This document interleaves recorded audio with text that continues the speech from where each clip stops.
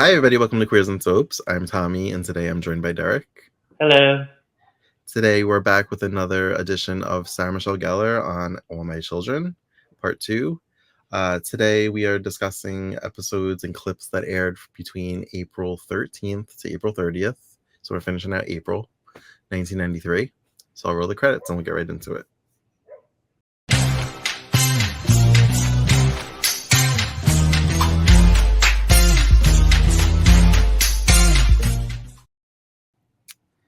I had a lot of fun watching these scenes. So did I, and I've never seen some of them, so I was so excited. Oh, cool. Yeah. So Kendall and Erica are talking about plans for the wedding, the wedding dress, the bridesmaid's dress. And Kendall's kind of like, I don't think bridesmaid is good for Bianca because she's so young. She's like, it's kind of a lot of responsibility. And she's like, like daughters never like to disappoint their mothers. And Erica's like very adamant, like, no, Bianca's my maid of honor. I want her by my side. That's my daughter. And there was a lot of, that's my daughter. Like, of course I want her. Like, I love her so much. Like, kind of little like digs without even knowing that they're digs, and it's just kind of making Kendall twitch. She's like, Bianca is my treasure, and then Kendall look on Kendall's face. Like her one eyeball is like, yeah. And Erica keeps pretty much reiterating, like, you're my employee, stay out of like my personal business, just do what I tell you to do. And of course, whenever Kendall backs down, she's like, if you want to fire me, I understand. Like, that's her go-to, like, fire me. Right.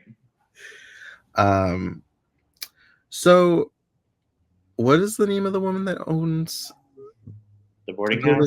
Myrtle. Myrtle. Okay. Myrtle Fargate. Okay. So Kendall has scenes with Dimitri. And he offers to like give her writing lessons. Yeah. So she's like really excited about this. When she shows up for the writing lessons, Erica says that he's with Bianca and he's spending quality time with her, getting to know her, and that she doesn't think that it's appropriate for her to take advantage of his kindness. Yeah. And Kendall tries to explain, like, she didn't ask him. He just kind of offered it. And she's like, I don't care. She's like, you're my employee. You don't do personal things with my soon-to-be husband or interfere with his time with my daughter. I was really excited that we got to see Bianca. I was like, oh, look at Lacey. Little Lacey Chabert, yeah. And I'm like, okay. Party of Five started in 94, which means the pilot was probably shot in like January-ish of 94. So this is probably 6 months before or so. She's not playing Bianca at the wedding. It's somebody else. Oh, really? Yeah. This is like the end of her run as Bianca right now. Oh, that stinks, because I felt like her and Sarah Michelle Gellar played really well off of each other. They did, yeah. They were really good together. I always felt like Lacey was very like mature for her age. Like, she looks like a little Eden Regal. I was thinking that too. I was like, okay, like I see the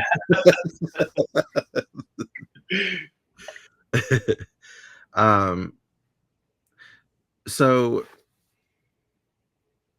Kendall's like really pissed off that Erica's talking to her this way. And she goes back to the boarding house. She lights a cigarette, and I'm like, oh, is this like supposed to tell us she's a bad girl because she smokes? Yeah.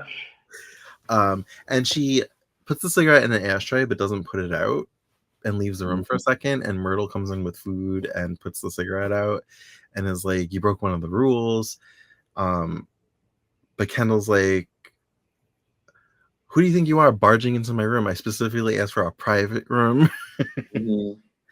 But she's this defensive because, I forgot, rewinding a little bit, Nick had broken into her room and was snooping around her things at the request of Mona, I guess.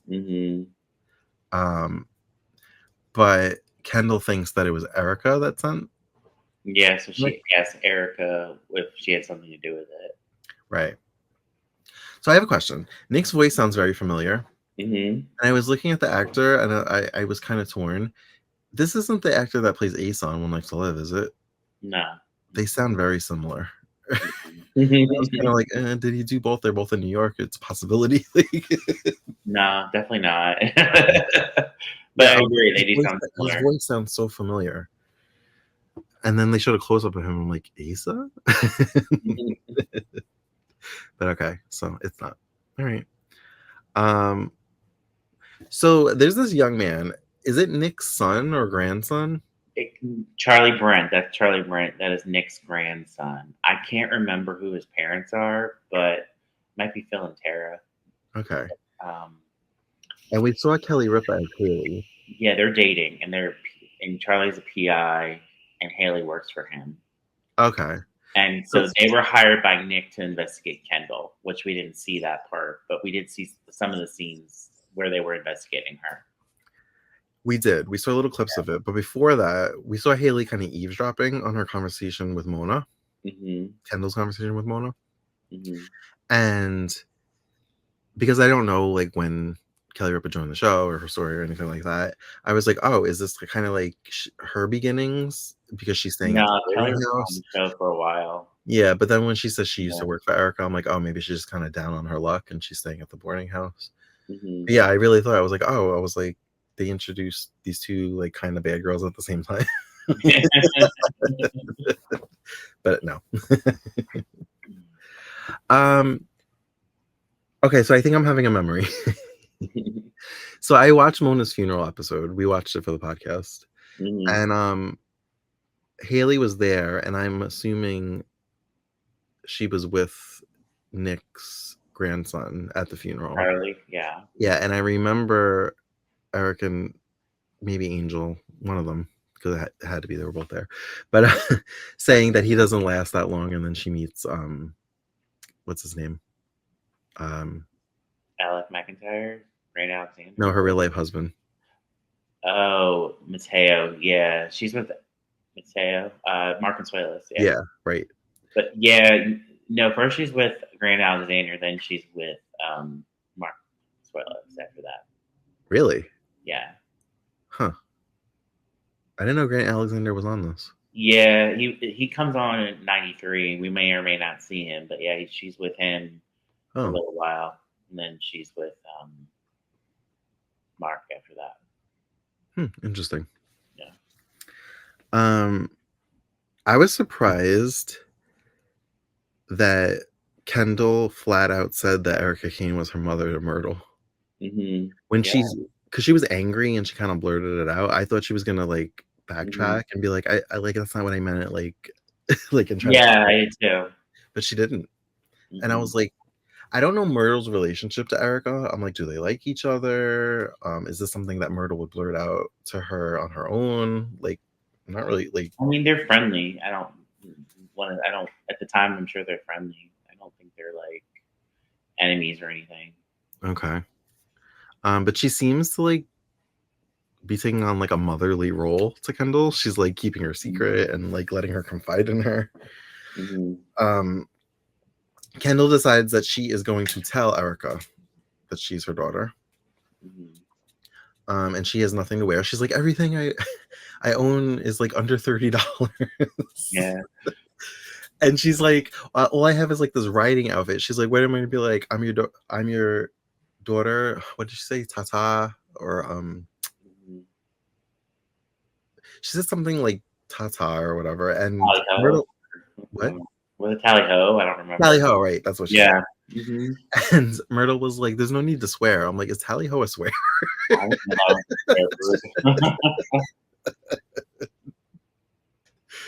was like, "That seems weird, but okay."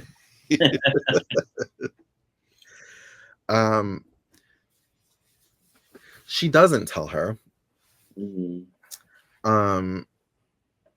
And it's another scene of Erica basically putting a boundary, like, you're not to get involved in my personal life. You're an employee, which like sets her off. And she's like, she says something like, "You owe me after what you did to me." And Yeah. then Erica has this whole monologue of like, "Tell me what I did to you. You passed out in my office. I gave you a job, and not just any job, as my personal assistant. I gave you a place to stay." And she's like, "So tell me exactly what have I done to you?" And she's like, "Because it seems that I've only done things for you." Right. Complete stranger.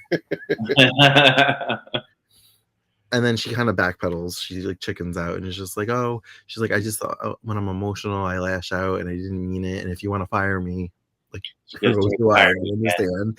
And Erica was like, she's like, "Not yet. Like, this isn't the reason I'm gonna fire you, but I am gonna fire you one day." Are you liking Erica better? She's growing on me. I Yeah. find I think she's hilarious, to be honest. I find humor in Erica's selfish. Yeah, I'm finding humor in her self-absorption. Yeah. Maybe because I'm seeing her like motherly, like how much she cares about Her Bianca. daughter, yeah. So I'm kind of getting a balance. Well, I was gonna say it was worse before Bianca was born. I didn't actually watch back then, but from what I understand, she was way worse. So Oh, really? yeah, Worse. yeah.